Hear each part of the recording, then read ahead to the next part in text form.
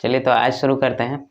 आज का टॉपिक है एक समान वैद्युत क्षेत्र में किसी द्विध्रुव पर बल आघूर्ण। एक समान वैद्युत क्षेत्र में किसी द्विध्रुव पर बल आघूर्ण, तो इसको मैं लिख रहा हूं, एक समान वैद्युत क्षेत्र में वैद्युत द्विध्रुव पर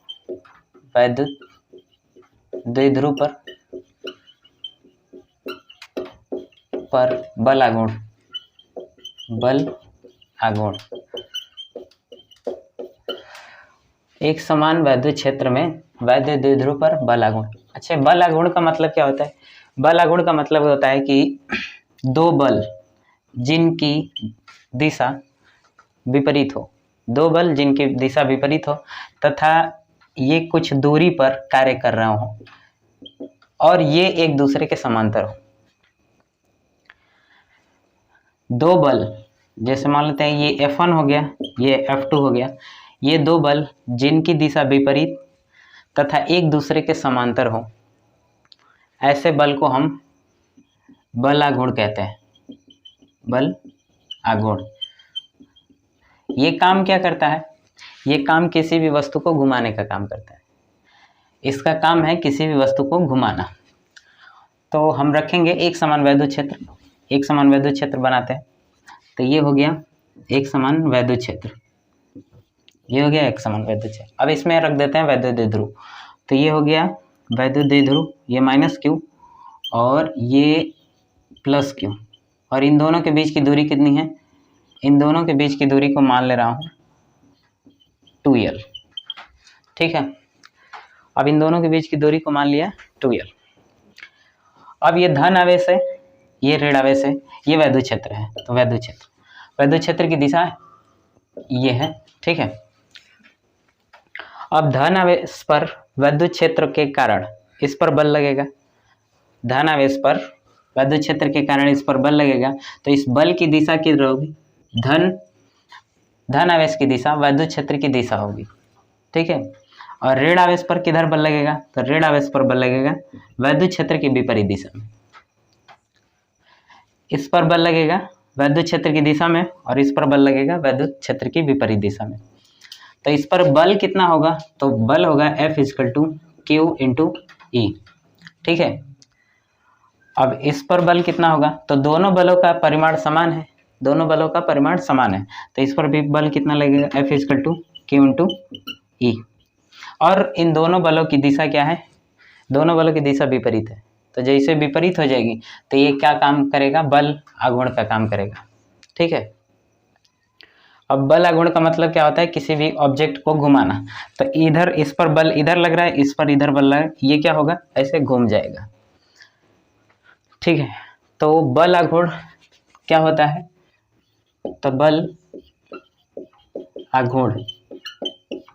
आघूर्ण बराबर, इसको हम टाउ से दिखाते हैं। तो बल आघूर्ण बराबर बल गुणे लंबवत दूरी। बल आघूर्ण बराबर लंबवत दूरी, बल आघूर्ण बराबर बल गुणे लंबवत दूरी।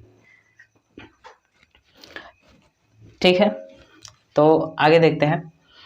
तो इस पर बल तो हमें पता है कितना लग रहा है? QE। बल कितना लग रहा है? QE।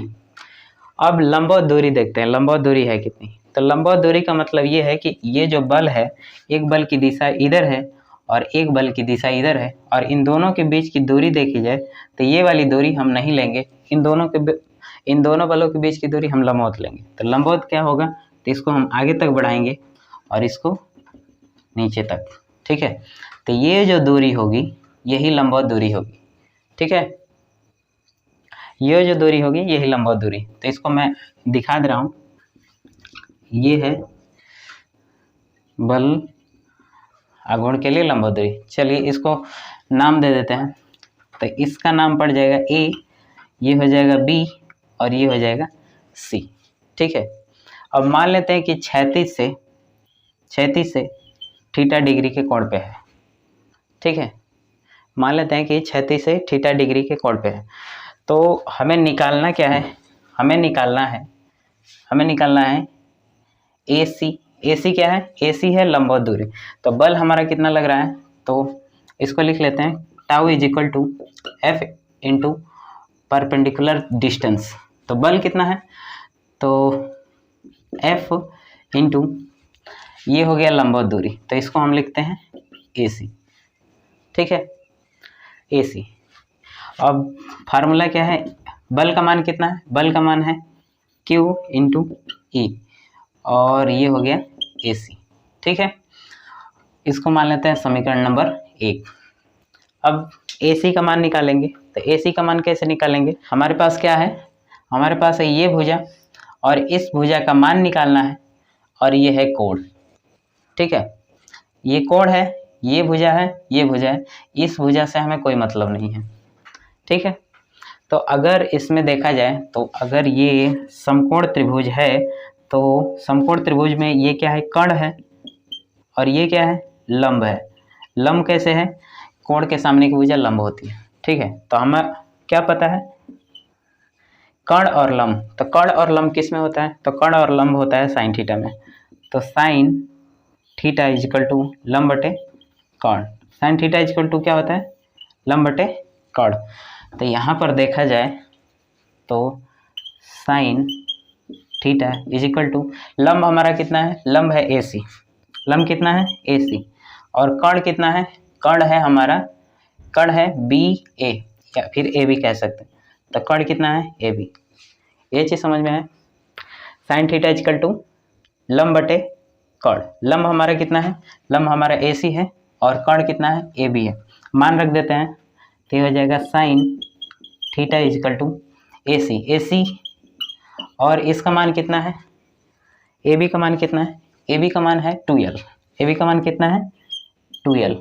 हमें AC का मान निकालना है, तो AC का मान निकालने के लिए करेंगे क्या, AC इज इक्वल टू, इसको इधर कर देंगे, तो ये हो जाएगा 2L साइन थीटा। ठीक है, 2L साइन थीटा। अब AC का मान समीकरण नंबर 1 में रख देंगे, AC का मान समीकरण नंबर 1 में रख देंगे, तो होगा क्या, यहाँ पे मैं रख दे रहा हूँ। तो AC का मान समीकरण नंबर 1 में रख देंगे, तो रख देते हैं, यहाँ पे मैं लिख दे रहा हूँ, होगा कितना, तो tau is equal to QE और इंटू AC का मान कितना है, 2L sine theta, 2L sign theta. ठीक है, अब इसको लिखा जा सकता है tau is equal to Q into 2L और इंटू E साइन थीटा। अब इसको हम क्या लिख सकते हैं, इसको लिखा जा सकता है P। इसको क्या लिखा जा सकता है, P। ये है वैद्युत द्विध्रुव का फार्मूला। तो tau is equal to PE sine theta. ठीक है, तो ये है फार्मूला एक समान वैद्युत क्षेत्र में वैद्युत द्विध्रुव पर बलागुण। ठीक है, अब इसका सदिश रूप देखा जाए, सदिश रूप क्या होगा, तो जब यहाँ पे साइन है तो सदिश रूप लिखने के लिए 2 तरीके से सदिश रूप बताया गया। जब कॉस होता है तो क्रॉस प्रोडक्ट लेते हैं और जब साइन है तो डॉट प्रोडक्ट। ठीक है, तो ये बन जाएगा टाउ, ये वेक्टर, ये क्या है, बलागुण क्या है, सदिश राशि है, तो इस पे सदिश हो गया। अब ये हो जाएगा वैद्युत द्विध्रुव क्या है, सदिश है, और ये हो जाएगा डॉट लगा देंगे यहाँ पर और ये हो जाएगा E। ठीक है, तो ये है इसका सदिश निरूपण। ये है क्या, इसका ये सदिश रूप है, सदिश रूप। तो इसका अगर मात्रक देखा जाए तो मात्रक क्या होगा, मात्रक होगा न्यूटन मीटर।